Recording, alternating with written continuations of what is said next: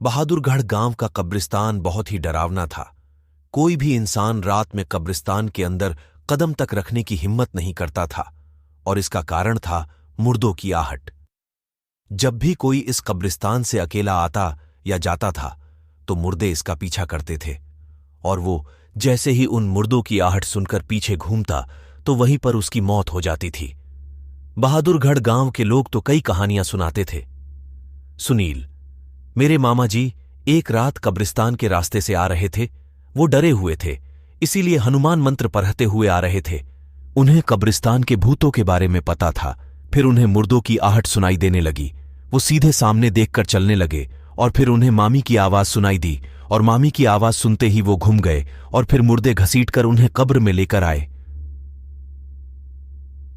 मनीषा, तुझे ये सब कैसे पता चला?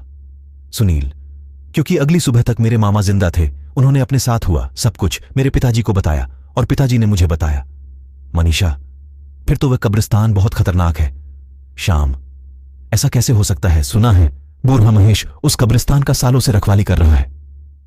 मनीषा, हां वो तो है। अगर उस कब्रिस्तान में मुर्दे हैं तो महेश अभी तक जिंदा कैसे हैं? श्याम, चलो उसी से पूछते हैं। तीनों गांव वाले सच जानने के लिए महेश के पास गए। सुनील, महेश काका, मुझे आपसे कुछ जानना है। महेश, यही ना कि क्या इस कब्रिस्तान में मुर्दे सच में जिंदे होते हैं या नहीं? तो सुनो, होते हैं। रोज रात इस कब्रिस्तान के हर मुर्दे जिंदे होते हैं और हर जिंदा इंसान का पीछा करते हैं। मनीषा, अगर ऐसा है तो तुम्हारा भी पीछा किया होगा, तुम कैसे बच गए? महेश, इसके लिए तुम्हें मेरी कहानी सुननी होगी। श्याम, हाँ हाँ तो सुनाओ काका। महेश, आज से 35 साल पहले की बात है। मैं और मेरा दोस्त सुरेंद्र दोनों अनाथ थे और काम की तलाश में बहादुरगढ़ पहुंचे। यहां हम इस चर्च में फादर अंथोनी से मिले और फादर से बोले, फादर, हम दोनों यहां काम की तलाश में भटक रहे हैं। क्या आपके पास हमारे लिए कोई काम है? फादर, काम तो है पर बहुत डेंजर है। तुम दोनों की जान भी जा सकती है। सुरेंद्र, वैसे भी हम भूख से बेहाल होकर मर जाएंगे। चारों ओर सूखा छाया है, कोई काम नहीं है। फादर, ठीक है। फादर अंथोनी हमें कब्रिस्तान में ले गए और बोले, यह बहुत ही पुराना कब्रिस्तान है, यहां अंग्रेजों की कब्र है, तुम्हें इस कब्रिस्तान की रखवाली करनी है। सुरेंद्र, भला इस कब्रिस्तान को रखवाली की क्या जरूरत है? फादर, कब्रिस्तान को रखवाली की जरूरत नहीं है, पर तुम्हें यहां आने से लोगों को रोकना होगा। तुम्हें लोगों की रक्षा करनी होगी। महेश, पर कैसे?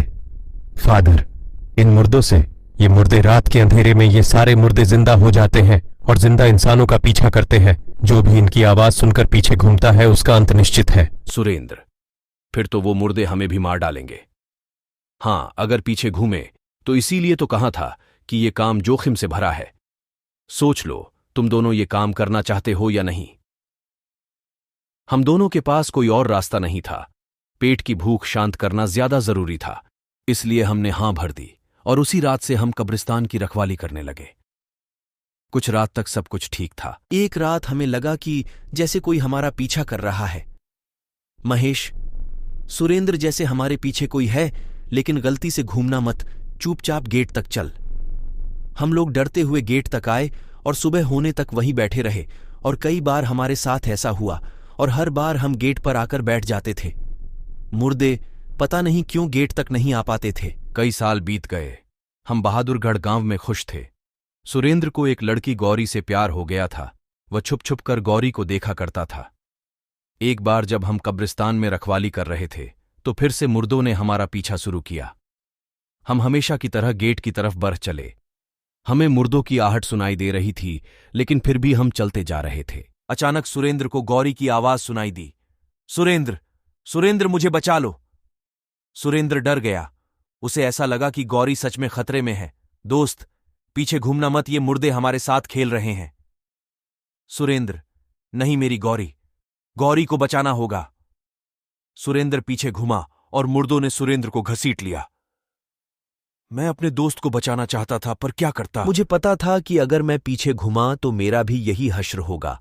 मैं रोते रोते गेट की ओर चल पड़ा और गेट पर पहुंचकर फुट-फुट कर रोने लगा। सूरज उगते ही मैं अंदर आया और मुझे बस सुरेंद्र की लाश मिली। गांव के लोग अरे डरपोक, तू चाहता तो अपने दोस्त को बचा सकता था। कायर है तू, कायर। फादर, महेश, तुमने जो किया सही किया। अगर तुम पीछे घूमते तो वो तुम्हें भी मार देते, और फिर ये सब गांव वाले बोलते कि तुम दोनों के दोनों बेवकूफ खुद अपनी मौत मरे। बस वो दिन था। उसके बाद मैं समझ गया कि गांव के कब्रिस्तान के मुर्दे किसी की भी आवाज में बात कर सकते हैं, उन्हें बस शिकार करना होता है। मैं 35 साल से इस कब्रिस्तान से रखवाली कर रहा हूं ताकि और आदमी इन मुर्दों का शिकार ना हो सके, पर गांव वाले इसे मनगणत सोचकर आ ही जाते हैं। कुछ गांव वाले इन मुर्दों का शिकार भी बने, पर मेरी कोई सुनता कहां है तुम लोग। मेरा बात हमेशा याद रखना, पहले तो इस कब्रिस्तान के आसपास से तो बिल्कुल मत गुजरना, और दूसरा, अगर कभी वक्त आ पड़े तुम्हें यहां से गुजरना पड़े तो मुर्दों की आहट सुनकर पीछे मत घूमना। बूढ़ा महेश इतना कुछ बोलकर अपने काम पर निकल गया और यहां ये तीनों दोस्त बातें करने लगे। मनीषा, मुझे लग रहा है ये बूढ़ा महेश हमें कहानी सुना रहा है। श्याम, मुझे भी यही लग रहा है। मनीषा, आज हम सच का सच और झूठ का झूठ पता लगाकर रहेंगे। आज हम तीनों कब्रिस्तान में आएंगे, वो भी रात को। रात के वक्त तीनों दोस्त कब्रिस्तान पहुंचे। कब्रिस्तान में अलग ही शांति थी। वो कुछ ही कदम चले थे कि उन्हें ऐसा लगने लगा कि कोई उनका पीछा कर रहा है। श्याम, पीछे कोई है। मनीषा, बूढ़ा महेश होगा, हमें डरने की कोशिश कर रहा होगा। सुनील, हाँ, वही होगा। तभी पीछे से आवाज आती है, अरे तुम तीनों यहां। महेश की आवाज सुनकर तीनों पीछे घूमे और मुर्दों ने एक एक करके उन्हें भी घसीट लिया। कब्रों के अंदर सब मारे गए। काश ये तीनों बूढ़े महेश की बात सुन लेते।